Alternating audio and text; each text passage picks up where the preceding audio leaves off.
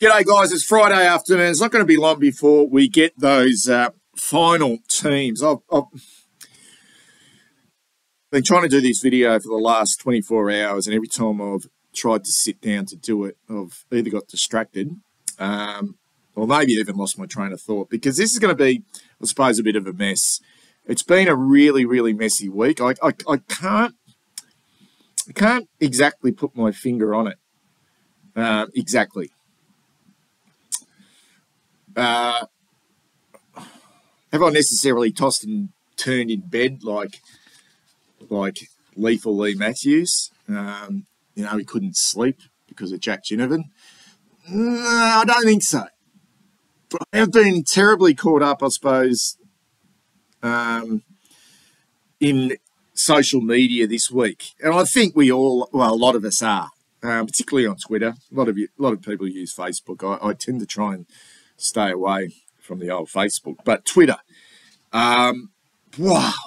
And we're very lucky, I suppose. And I mean, there are just so many Carlton fan engagement is that what we call it? Fan engagement, but social media type sort of podcasts and YouTube channels and all that type of stuff that you can pick and choose what you want to listen to, and et cetera, et cetera. And let's put it on the table right here, right now. We ain't the stars, okay? We ain't the fucking stars of the show. So don't pretend for 1 minute that we are. It's become a bit of a, I don't know, it's become a bit of a shit show, and I'm part of that. I'm well and truly a part of that, so I need to be aware of that. I'm not saying I'm taking a step back, not for 1 minute, but I just feel the authenticity about being a supporter, and I'm not talking about a real supporter, and maybe this is just the changing of the times, but I think for the most part, when I first started this channel back in, was it 2018? So it's 4 years now. Coming up to 4 years. It's a long time, really, and over 250 videos. I think I always tried to be pretty authentic and be myself. I don't want to lose that. I really don't. I don't want to lose that. And I think, and when I talk about authentic person, authentic fan, this is a fan perspective of our club. That's all. Okay, I don't pretend to be a recruit. I don't pretend to be a strategist. I don't pretend to be a psychologist. I don't pretend to know this in regards to I'm hearing this or I'm hearing. I don't pretend anything. Okay, it's just I'm just a fucking fan. All right. As soon as I feel like I'm going to lose that, I'll give it away. Yeah, I'll give it away, because I just think I've heard some shit this week, which I don't necessarily think I don't know. It's just been a shit show. It's just been a shit show this week, and maybe it's just after a loss, but I hear it after a win as well. I think just sometimes we're taking ourselves a little bit too seriously, me included. I'll include myself in that. How can I not? So I want to keep this as real as possible. Real. All right. So I sense out there some panic, and I'm not here to calm it. All right, go for it. You want to fucking panic? Go for it. Okay, but what I sense the panic from stems from a couple of things here. And what I have been, as you, have labelled me, which is okay. I like being labelled the Debbie Downer. And why do you call me Debbie Downer? Because I do not get carried away and believe the hype. Okay, I try at least, well, I think I do a reasonable job at really acknowledging the strengths of the opposition. Whether that I want to particularly respect them because I don't like the opposition, but I do, okay, look at them and go, Jesus Christ, okay, they are no different to us. Okay, really, they're no different to us. They're chasing something as well, and they have significant strength. So I really look at the opposition. I don't try and pick pieces through them and pretend I'm fucking some sort of bloody, some fucking analysis from the, and I've been an assistant coach for fucking 6 years at the GWA. Like, don't turn it up, okay? I just, it's a feel. It's a feel. It's just a feel. Yeah, just a feel. But it stems from the panic. And I'm not part of this panic because I am so nonchalant at the moment. What I mean by nonchalant is I think I'm as calm as I have ever been. We're on the brink of potentially missing finals. But I'm as calm as anything. And I don't know whether it's just because I've seen this all of a sudden panic. Or I don't know whether it's just been because I've just kept a lid on it pretty much for the whole year. And I had not. Okay, this is where I need to be authentic. The early days, maybe really early. Okay, maybe just before the GWS game, that was guarded. But as the season's progressed, okay, I've become less and less guarded. In fact, I am not scared of failure at all. I'm not scared of this team of ours failing. Okay, at all. All right? But, fuck, this shit has hit the fan this week. And I go back to my preview of the Collingwood game. I think it was round 10 when we were sitting 8-2, and Collingwood weren't travelling that well. Well, not from our perspective anyway, from the Carlton sort of fan perspective, and a lot of it come down to banter.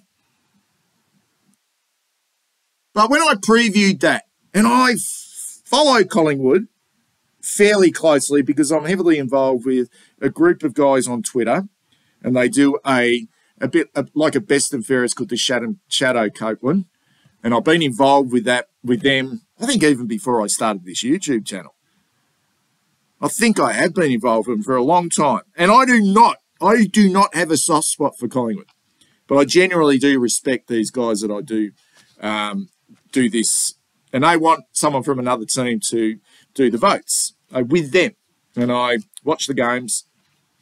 So I follow them closely. And I follow them closely for a number of years. Does that mean I know them intrinsically like those guys do? No, it doesn't. But I do know their strengths. And I did know at the time that they, as much as they hadn't really been winning games, they were doing a lot right. And I always said that was going to be a 50-50 contest, that game. And for me, this was the light bulb moment, the fan light moment.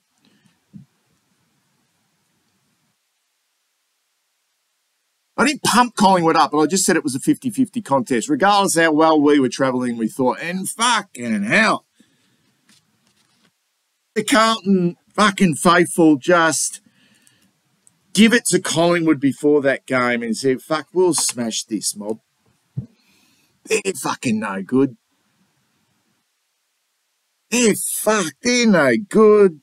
Fuck, they got this and that. Look at them. Fuck, look how well we're going. Suddenly we were just like this superstar team.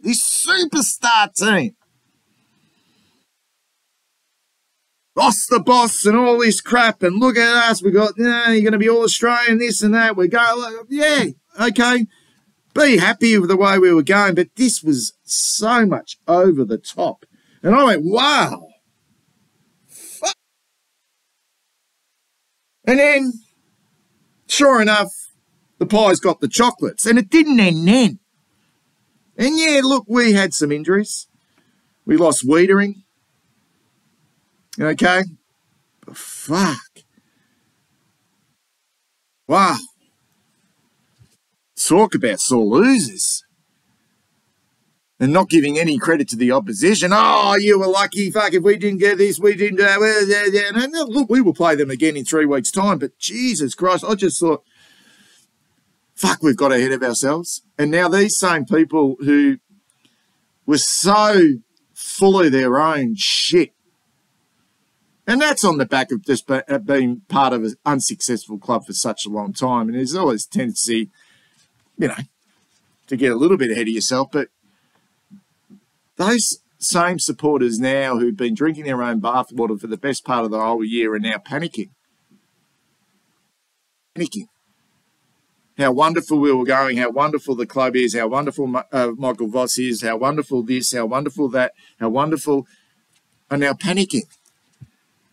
Someone said today if we didn't play, well, someone said the other day, I can't remember what it was on,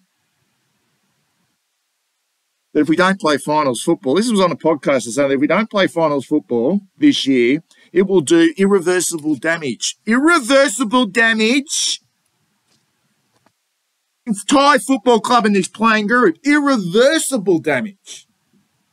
And I thought, fuck me dead. These are the same people who blew smoke up our ass for so long and disrespected other football teams. Okay, along that way. Now, I am so calm because essentially I've never thought we were good enough this year and yet. And the more and more this season go on, the more and more I see that we are very, very fucking wet behind the ears. Wet behind the ears as a football club and wet behind the ears as a fucking supporter base. I don't want to be one of those supporters who are wet behind the ears. Okay, I'll force myself not to be one of those supporters who are fucking wet behind the ears and unreal fucking realistic. In the Geelong game, in the Geelong preview, I said, okay, how much of that 28 to 32-year-old seasoned group, how much of the advantage that must be to have that amount of experience in your team. And together for such a long time. Okay, and then just add little bits and pieces along the way. But that same group of players together for a long period of time, and a large chunk of those players that have never experienced premiership success, and they're chasing. And the chase is alive.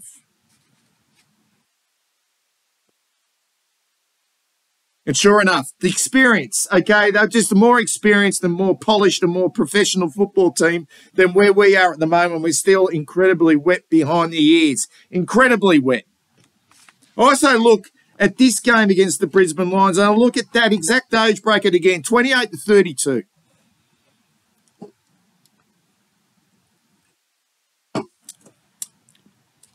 They've got 10 this week. 10 players between that age bracket. We got fucking 2, and we lose Nick Newman. Sure, we got some blokes hitting that mark shortly. Your McGovern's, so I'm going to sound like David Parkin here. Your McGovern's, I think Jack Martin might play this weekend. We'll find out shortly. Who are 27 years of age. But how fucking inconsistent have they been? Zach Williams the same. How inconsistent in regards to their body have they been? How much continuity has someone like Caleb Marchbank had in his football? So we are not there yet. Now, there's no guarantees how this is going to pan out. All right? But the hot takes this week have been incredible. I can't see us winning this game against the Brisbane Lions. I just can't. I can't make a case for us. And I'm certainly not going to make a case for it on the back of we will respond. It's the response that's the most important thing. Well, fuck me. Don't you respond after every game? I mean, it's a whole season of response. You play round 1, you win, you got to respond the following week. You play round 2, you got to respond. Every week you're responding rather when you win, lose, draw, smash someone, get your pants pulled down, win, but you're responding every week. I'm sick and tired of hearing this word. Let's see how we respond. It's fucking garbage. It is absolutely garbage. I do not believe in it. Sure, there will be a focus from this team this week to try and do something a little bit better than what they were able to produce against Adelaide. But it's got nothing to... If we're thinking all the time it's about the response, okay, I think we're going, okay, the wrong way about it. And I'm sure internally, okay, they are looking just for consistency. I'm not talking about, oh, we need to get beaten every week, then to just have a response. We need to be able to, all right, find that consistency, okay, and what makes us a good team even after we win.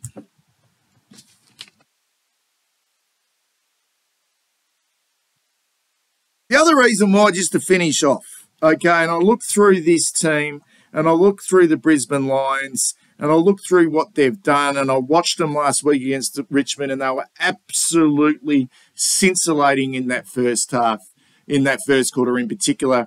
And they played as good as footy as anyone has played this year in that first quarter and in that first half. They will take a lot of confidence out of that, a lot of confidence. And if they can get anywhere near that, okay, what they produced, and sure, they fell in a big fucking heap. And maybe if the game is close this weekend, we could draw on that and say, oh, okay, you know, they fell away in the second half last week. But remember, this game's at home. This game is at home, a place where they like to play. Why wouldn't you like to play on your home deck? But their pressure was amazing. Amazing in that first half.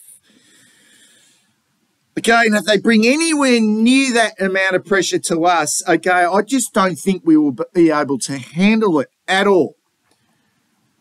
All right, and the fact that we also, you know, I don't want to make excuses, but we are losing troops. We lose Kennedy and Hewitt out of midfield. And it's a midfield that's been struggling anyway, but maybe bringing someone in fresh and someone different, okay, might be the exact tonic that is needed.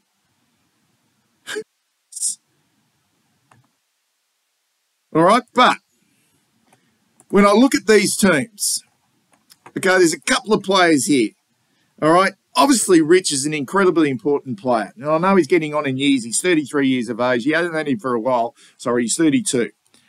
Okay? Caden Coleman absolutely tore Richmond a new one and has been killing the opposition across half-back. Last week, it was Brodie Smith. Okay, it's happened to us before. It happened against Richmond, okay, with the likes of Jaden Short and Liam Baker. It's happened consistently. Sinclair against St Kilda. Will we finally see?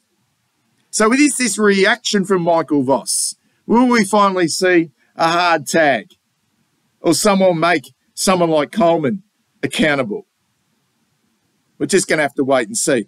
They have a very, very experienced midfield, an extremely experienced midfield. And if we're talking our midfield up against that, and then no world beaters in there, but as far as, okay, being consistent, as far as being hard, okay, I think they tick every fucking box in there as well. I want to finish off on one thing.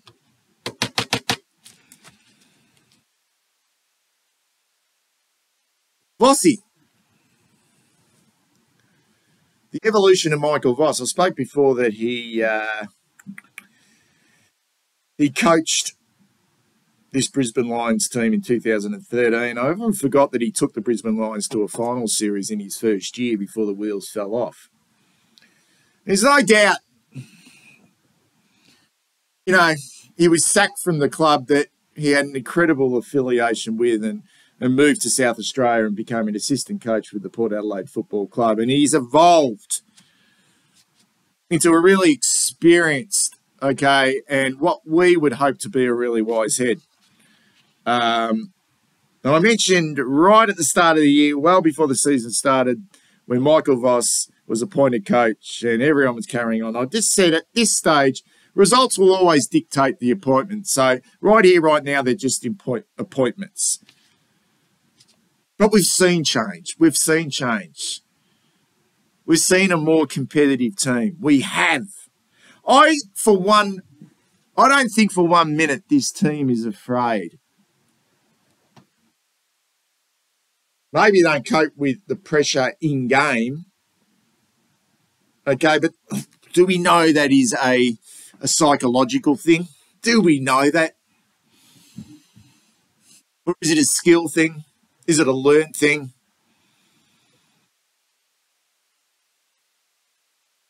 But let's have a look at the reason why this man was brought to the football club. It was all around leadership. And right here, right now, he's going to face a considerable amount of challenges. Okay? One, what I see, that panic now from the supporters, and I see another loss coming up this weekend. I actually think we've got more of a chance of beating Melbourne the week after than beating Brisbane this weekend. In fact, I'll be very sort of at this stage a little bit. This sounds really stupid. I just feel it's turned a little bit on Michael Voss.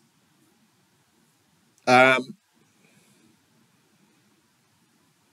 I think he'll be a very extremely resilient person. And the reason why he was essentially appointed as the senior coach of this football club. And that was around leadership and strong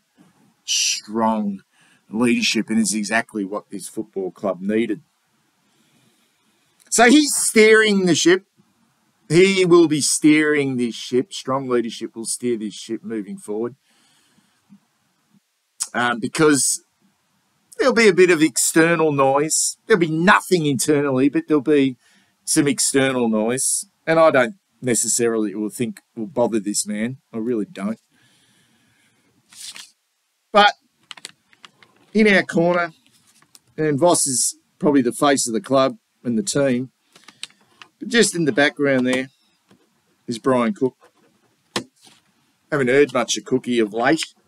Maybe we have. I don't know if he's done some radio interviews of late. Do yourself a chance, guys, and go back to the interview he did. It was like the club put out a fan. There was questions from the fans, and you would think with something like that there'd be a little bit of emotion. He's the CEO of our football club, but I've never heard a more matter-of-fact person talk about football than a calm, measured individual, and an experienced individual just there in the background, just, Fossey's steering the team. This guy's, he's the one. Fuck, what an asset. What an asset. And what he's actually achieved in football. And I think he'll hear this external noise. He'll hear it from the media. He'll hear it from the fans. And I think he'll listen to it. He has to listen to it because he's a shrewd operator. There's no panic inside the football club. They know exactly where they're at and where they need to get. Go back and listen to that interview and listen to the club's expectations. I know the Prez said finals, and I know a lot of fans, including myself, I want finals. But go have a listen. Have a listen to Brian Cook and what he said. Also go through all, Voss's press conferences about finals, questions about finals. He doesn't buy into it. And I'm hearing now some fans go, why don't they talk about finals? Surely they've got to face it now. Okay, what are they scared? Okay, I don't think they're scared of anything. Go back and listen to Brian Cook, will you? Do yourself a favour. Calm, measured. He actually said, he was actually pressed about what are the expectations. In the end, he just said, look, I'd be hoping we'd win more games than we lose. Okay? I'd be pretty happy with that. All right, that's what he said. This is a guy that's been there, done that. He's gone into organisations before, West Coast Eagles and Geelong, where they were down, particularly at the Cats in 1999. He knew. He saw a basket case in Geelong. He saw it. He knows what's wrong with this football club. Okay, and it's all around. It's what we think we're just going to change fucking culture in 8 months. Do we think we're just going to suddenly have this unbelievable leadership in 12 months? I don't want to lick the arse of the club. Okay, but part of the reason why I'm so calm and I'm not fearful of missing out this year is because, I don't know, for the first time I've just felt this team right now is not good enough for a start. It's got too many holes in it. And also, I just feel that the club know it itself, and they probably won't admit that. Okay, so I don't think they're not going to come and say, look, we're just not good enough. But I think with that amount of experience behind the scenes, yeah, they got it in check. They know what they're doing. Go Blues against the Lions, eh? Let's hope we can get the 4 points, but not this time, guys. Catch you soon. That's a fucking long video. See you soon.